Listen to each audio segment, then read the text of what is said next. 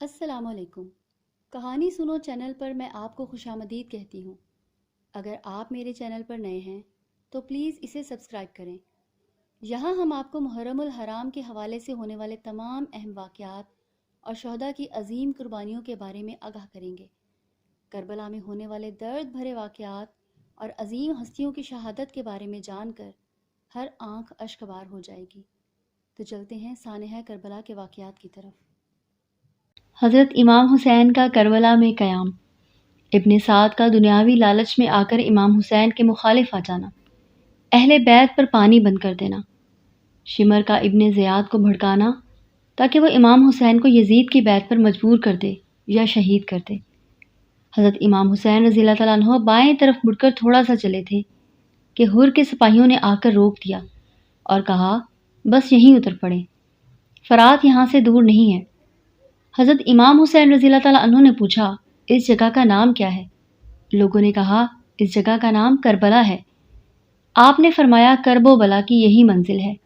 یہ کہہ کر گھوڑے سے اتر پڑے اور فرمایا کہ یہ کربلا ہے جو مقام کرب و بلا ہے، یہی ہمارے مال و عوام اور انصار کے قتل ہونے کی جگہ ہے۔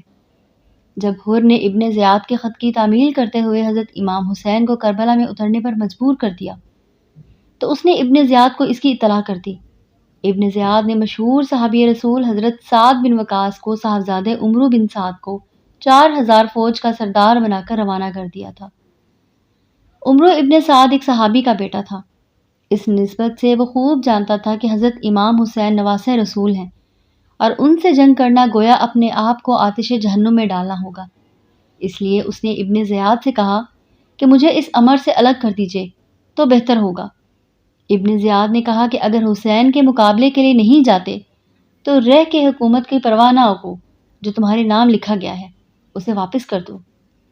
ابن سعد نے اس معاملہ پر غور کرنے کے لیے ایک دن کی مہلت مانگی، پھر آخر دنیوی حکومت کی لالچ میں آ کر امام عالی مقام سے مقابلہ کے لیے تیار ہو گیا اور کربلا پہنچا۔ یہاں تک کہ ابن سعد کے پاس 22,000 کا لشکر موجود تھا۔ اس نے ایک ایک کر کے سب کو حکم دیا کہ وہ امام حسین کے پاس جا کر ان کی آمد کا مقصد پوچھے، مگر سبھی ان لوگوں میں سے تھے جنہوں نے خطوط لکھ کر امام حسین کو بلایا تھا، تو مارے شرمندگی کے کوئی بھی جانے کو تیار نہ ہوا۔ آخر کار عمرو بن سعد نے کرہ بن سفیان حنظلے کو آپ کے پاس بھیجنے کے لیے تیار کر لیا اور اس سے کہا کہ تم امام حسین سے صرف یہ پوچھنا کہ یہاں آنے سے آپ کی غرض کیا ہے۔ چنانچہ کرہ بن سفیان حضرت امام حسین رضی اللہ تعالیٰ عنہ کے پاس آیا اور یہی سوال کیا۔ آپ نے اس سے فرمایا کہ تمہارے شہر والوں نے پے در پہ خطوط لکھ کر مجھے یہاں بلایا، اب اگر تمہیں میرا آنا پسند نہیں ہے تو میں واپس چلا جاؤں گا۔ جب عمر بن سعد کو حضرت امام علی کا یہ جواب ملا تو اس نے اپنا سوال اور حضرت امام علی مقام کا جواب لکھ کر ابن زیاد کے پاس بھیج دیا۔ خط پہنچا، ابن زیاد نے پڑھا اور غرور و تکبر اور ظلم و سفاکی کے جذبہ کے تحت اس نے یہ شعر پڑھ کر اپنی تاریک ذہنیت کا ثبوت دیا، یعنی اب جب کہ ہمارے پنجوں نے اسے جکڑ لیا ہے تو نکلنا چاہتا ہے، حالانکہ اب کوئی جائے فرار نہیں ہے۔ یہ کہہ کر اس نے ابن سعد کو جواب لکھا، تمہارا خط ملا، تم نے جو تحریر کیا ہے میں اسے اچھی طرح سمجھ گیا ہوں۔ تم حسین اور اس کے ساتھیوں سے کہو کہ وہ یزید کی بیعت کریں، اگر وہ بیعت کر لیں تو اس کے بعد ہم جو مناسب سمجھیں گے کریں گے۔ ابن سعد کو جب یہ خط ملا تو اس نے کہا، میں سمجھ گیا کہ ابن زیاد کو عافیت اور امن منظور نہیں ہے۔ 7ویں محرم کو ابن زیاد کا دوسرا خط عمرو بن سعد کے پاس پہنچا، جس میں یہ حکم لکھا ہوا تھا کہ حسین اور ان کے ساتھیوں پر پانی بند کر دو، اس طرح کہ انہیں ایک قطرہ بھی پانی کا نہ ملنے پائے، جیسا کہ امیر المومنین حضرت عثمان بن عفان کے ساتھ کیا گیا تھا۔ اس خط کو دیکھتے ہی عمر بن سعد نے عمرو حجاج زبیدی کو 500 سواروں کی فوج کے ساتھ دریائے فرات پر مقرر کر دیا اور تاکید کر دی کہ حضرت حسین رضی اللہ تعالیٰ عنہ اور ان کے ساتھیوں تک پانی کا ایک قطرہ بھی نہ پہنچنے پائے۔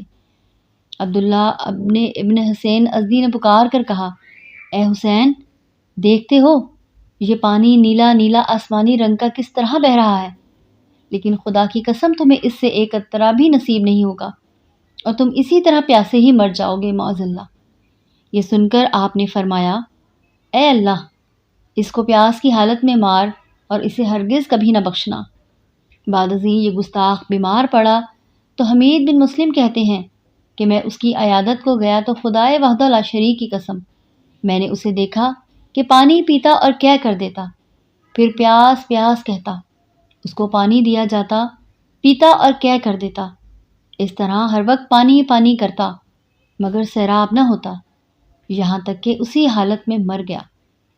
حضرت امام عالی مقام ہرگز ہرگز اس بات کو پسند نہیں فرماتے تھے کہ مسلمانوں کے درمیان خون ریزی ہو اور اس کا دھبا میرے اوپر لگایا جائے، اس لیے آپ نے تمام حجت کے لیے دوبارہ خود اپنی جانب سے صلح کی گفتگو کا آغاز فرمایا۔ ابن سعد کو یہ پیغام بھیجا کہ آج رات ہم تم سے ملنا چاہتے ہیں۔ ابن سعد نے یہ بات مان لی اور رات کے وقت لشکر امام حسین کے سامنے آیا۔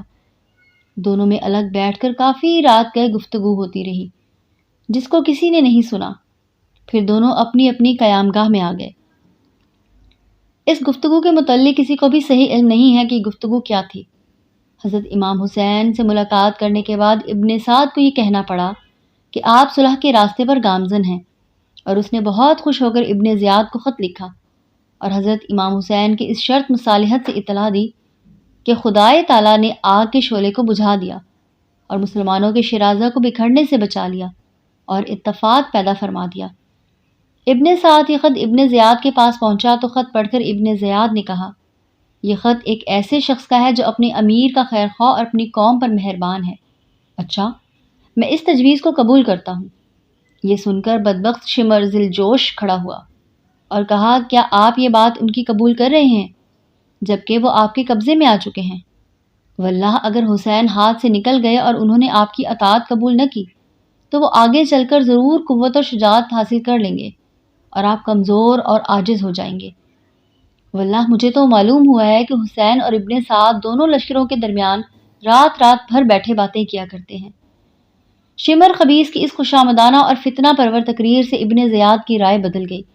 اس نے کہا، اے شمر، تم نے اچھی رائے دی ہے، اور پھر ابن سعد کو خط لکھا کہ میں نے تمہیں اس لیے نہیں بھیجا ہے کہ تم حسین اور ان کے ساتھی میرے حکم کے سامنے سر تسلیم خم کریں تو ان کو میرے پاس بھیج دو، اور اگر وہ انکار کریں تو ان پر حملہ کر دو اور ان کے سر کاٹ کر میرے پاس روانہ کرو، اور حسین کی لاش گھوڑے دوڑا کر رونق ڈالو، اس لیے کہ وہ اسی کے مستحق ہیں۔ اگر تم نے ہمارے احکام کی تعمیل کی تو ہم تمہیں بیش قرار انعامات سے نوازیں گے، اور اگر یہ منظور نہ ہوا تو یہ ہمارا لشکر شمر کے حوالے کر دو اور خود الگ ہو جاؤ۔ محرم الحرام اور کربلا کے واقعات کے بارے میں جاننے کے لیے ہمارے ساتھ رہیں۔ اگر آپ کہانی سنو چینل پر ابھی آئے ہیں تو چینل کو لائک اور سبسکرائب کر دیں تاکہ ہر آنے والی ویڈیو آپ تک پہنچ سکے۔ کامنٹ سیکشن میں اپنی قیمتی رائے کا اظہار ضرور کریں۔